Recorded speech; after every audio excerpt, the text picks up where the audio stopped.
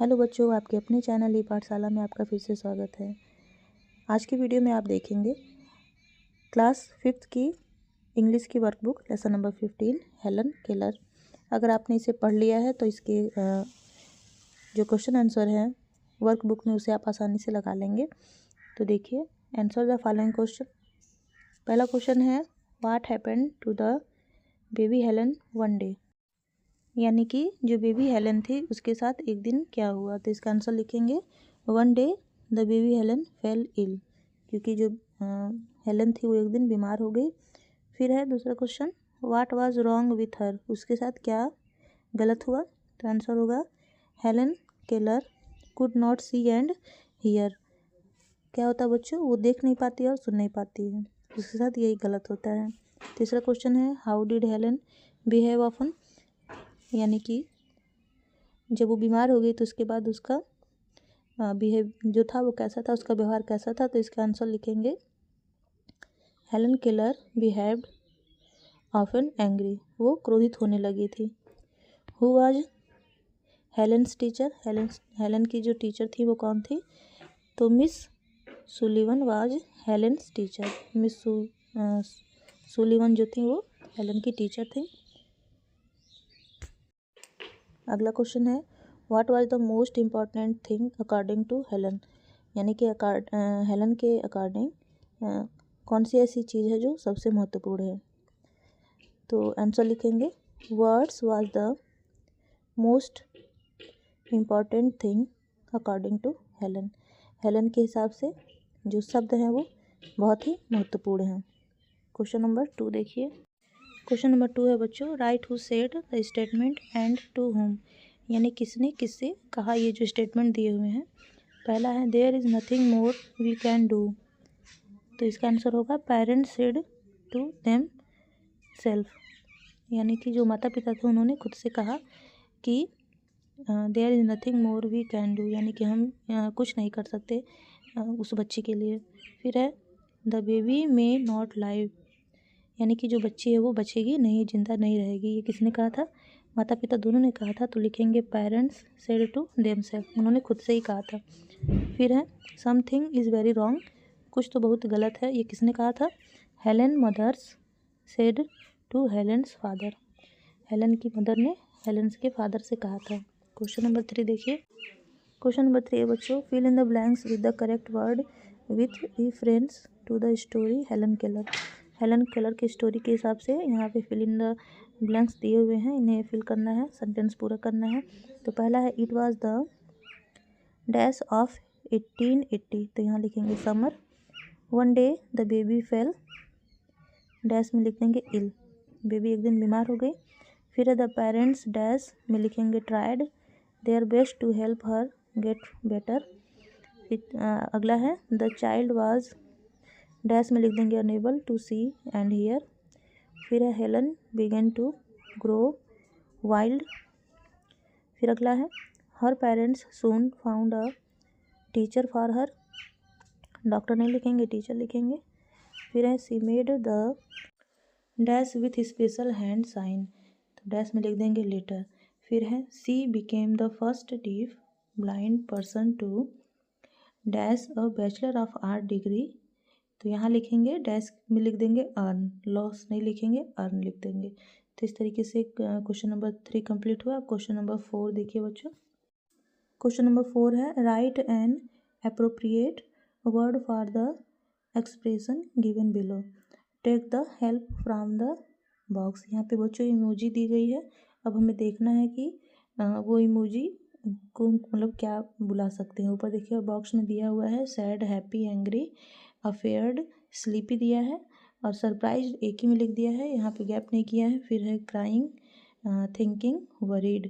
तो देखिए बच्चों, फर्स्ट वाले में लिखेंगे हैप्पी, फिर क्राइंग, फिर तीसरे वाले में सरप्राइज्ड, चौथे वाले में अफेयर्ड, पाँचवें वाले में वरीड, जो छठा है नीचे उसमें लिखेंगे स्लीपी, और जो रेड कलर का इमोजी बना है वो एंग्री, और उसके बाद वाला है थिंकिंग, और सबसे लास्ट वाला है सैड। तो इस तरीके से ये भी कंप्लीट हुआ। फिर क्वेश्चन नंबर 5 है, read aloud the paragraph given below, इसे बस पढ़ना है बच्चों। तो मैं पढ़ के और समझा देती हूँ आपको। तो इसमें लिखा है nowadays people are aware of the treatment of a person with disability. आगे है previously a person with a disability was called. कह रहा है इससे पहले जो डिसेबल व्यक्ति होते थे उनको हम बुलाते थे विकलांग, बट नाउ डेज लेकिन आजकल person with disability are called divyang, लेकिन हम उन्हें आजकल दिव्यांग कहकर बुलाते हैं। Here are some more words which have been used for divyang person. कह रहा है कि यहाँ पे कुछ और भी शब्द दिए हुए हैं जिसे हम यूज करके दिव्यांग लोगों को बुला सकते हैं। तो देखिए लिखा है डीफ। डीफ मतलब होगा अ पर्सन विथ हियरिंग डिसेबिलिटी, यानी कि जो लोग सुन नहीं सकते उन्हें हम डीफ बुला सकते हैं। फिर है डम्प, यानी कि a person unable to speak, यानी कि जो बोल नहीं सकते उन्हें हम डम्प बुला सकते हैं। फिर ब्लाइंड है अ पर्सन विजुअली इम्पेयर्ड, यानी कि जो देख नहीं पाते हैं उन्हें हम ब्लाइंड कह सकते हैं। Lame a person with a difficulties in walking, trouble in walking, यानी कि जो चल नहीं सकते हैं और क्या चलने में जिन्हें ट्रबल, यानी कि ट्रबल इन वॉकिंग, जिन्हें चलने में कठिनाई होती है उन्हें हम लेम बुला सकते हैं। तो इस तरीके से 5वां क्वेश्चन भी कंप्लीट हुआ। अब देखिए क्वेश्चन नंबर 6। क्वेश्चन नंबर 6 है change the encircled word with their opposites and rewrite the sentence in the given space one has been done for you. यहाँ पे अपोजिट वर्ड करने हैं, जो सर्किल में जो वर्ड दिए हुए हैं उन्हें चेंज करना है और फिर नया सेंटेंस बनाना है। एक करके लिखा हुआ है, देखिए गौरव इज़ अ टॉल बॉय, तो टॉल की जगह पे देखिए शॉर्ट हो गया है, गौरव इज़ अ शॉर्ट बॉय। इसी तरह आगे है क्वेश्चन दूसरा, the box was almost full, तो हम लिख देंगे the box was almost empty. फिर है तीसरा प्रिया वाज वेरी हैप्पी, तो हम लिख देंगे प्रिया वाज वेरी अनहैप्पी। फिर चौथा देखिए this question is very difficult, तो हम लिख देंगे इसके लिए this question is very easy. फिर है Jitendra is a rich man, तो हम इसका लिख देंगे Jitendra is a poor man. तो अपोजिट वर्ड यहाँ पे चेंज करना था, फिर सेंटेंस बनाना था। अब क्वेश्चन नंबर 7 देखिए, read aloud the sentences given below and add UN before the following words to make new words one has been done for you. तो यहाँ पे पहले हम लोग पढ़ लेते हैं पूरा। अ लेटर और a group of letters which is placed at the beginning of a word to make a new word it is called a prefix, यानी स्टार्टिंग में जो हम लगाते हैं जिसे उसे प्रीफिक्स बोलते हैं। Adding a prefix can change the word into another word और मीनिंग, यानी कि जब हम प्रीफिक्स लगा देते हैं तो जो शब्द है वो दूसरा शब्द बन जाता है, उसका मीनिंग भी चेंज हो जाता है, उसका अर्थ भी बदल जाता है। जैसे देखिए एग्जाम्पल दिया हुआ है, अब एबल है, एबल के आगे लग गया UN, तो अनेबल हो गया। एबल मतलब योग्य, एबल मतलब सक्षम, अनेबल मतलब जैसे कि सक्षम ना हो। फिर देखिए मैच, मैच का mismatch, take mistake, guide misguide, pure impure, possible impossible, perfect imperfect. अब हम आंसर लगा लेते हैं। देखिए फर्स्ट में एबल लिखा है तो अनेबल, सीन है तो अनसीन, हैप्पी है अनहैप्पी, लेस है अनलेस, फिट है अनफिट। तो इस तरीके से ये कंप्लीट हुआ। अब देखिए question number 8, make 2 new words by adding the given prefixes.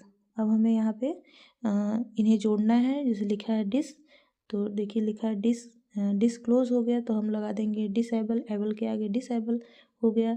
Like के आगे डिस लगा देंगे तो डिसलाइक। इसी तरह मिस लिखा है तो मिस में मिसबिहेव। अब टेक के आगे लगाएंगे तो मिसटेक, यूज के आगे लगाएंगे तो मिसयूज। अब री है तो रिकॉल, तो टर्न के आगे लगा देंगे रीटर्न, मिक्स के आगे लगा देंगे रीमिक्स। फिर है प्री टेस्ट, प्रीपेड, प्रीव्यू। तो बड़ा अच्छा ही था ये बच्चों, आपको अच्छा लगा होगा करके। अब क्वेश्चन नंबर 9 देखिए, if you get a chance to help a blind person how would you help him her. कह रहा कि यदि आपको चांस मिले एक ब्लाइंड पर्सन, यानी कि जो देख नहीं पाते उन लोगों को मदद करने के लिए अगर आपको चांस मिले तो आप कैसे करोगे, यही यहाँ पे लिखना है। तो आप लिख सकते हो I will spend some time with them, यानी कि मैं उसके साथ कुछ समय बिताऊँगा। फिर है I will help them cross the road, यानी कि मैं उसको सड़क पार करने में उसकी मदद करूँगा। I will provide them healthy food and some money, यानी कि मैं उसे अगर हो सके तो आप उसे भोजन दे सकते हैं, हेल्दी भोजन, और कुछ मनी भी दे सकते हैं। अब क्वेश्चन नंबर 10 है लेट्स नो। यहाँ पे कुछ बताया गया है बच्चों, सुनना है, उसे देखना है, समझना है क्या होता है ये। तो बायोग्राफी है और ऑटोबायोग्राफी है। तो बायोग्राफी का मतलब होता है जीवनी, यानी कि किसी के बारे में हमने अगर कुछ लिखा तो उसे जीवनी कहेंगे। अगर खुद के बारे में अगर आप लिखते हो तो उसे आत्मकथा कहेंगे। जो राइटर होते हैं वो इसी तरीके से लिखते हैं। देखिए biography, a biography is a book about someone life written by someone else, यानी कि बायोग्राफी जो है एक ऐसी बुक है जो एक आदमी एक दूसरे आदमी के लिए लिखता है। फिर देखिए ऑटोबायोग्राफी क्या होता है। An autobiography is a book of a person's own life written by that person himself herself. कह रहा है कि जो आत्मकथा है, ऑटोबायोग्राफी है, वो एक ऐसी बुक है जो जो व्यक्ति है वो खुद के बारे में उसमें लिखता है, खुद की लाइफ के बारे में। तो ये भी हो गया बच्चों। Question number 11 read carefully the let's no more section of the lesson Helen Keller and complete the given sentences. यहाँ पे फिल इन द ब्लैंक्स है बच्चों, इसे फिल करना है। तो देखिए Helen Keller was the first deaf and the blind person of to earn a bachelor degree in arts लिख देंगे यहाँ पे। She published her famous autobiography the story of my life in 1903। फिर हेलन डैश है ना सी में, तो लिख देंगे Helen Keller was a world renowned speaker.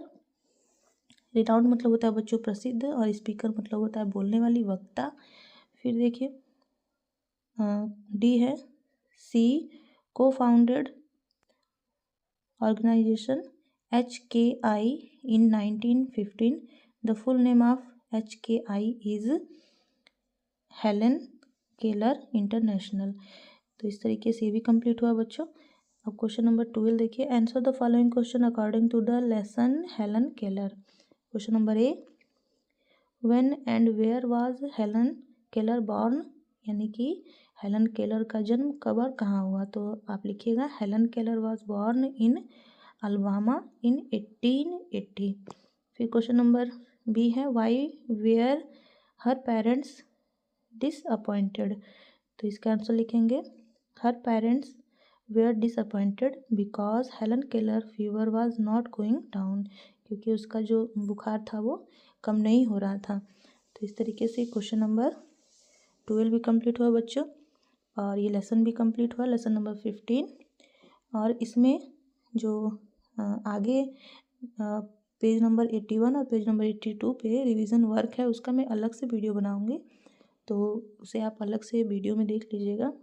केवल 2 पेज का रिवीजन वर्क है और टोटल 5 क्वेश्चंस है, तो उसे मैं अलग वीडियो में बनाऊंगी बच्चों, और वहाँ से आप लोग देख लीजिएगा।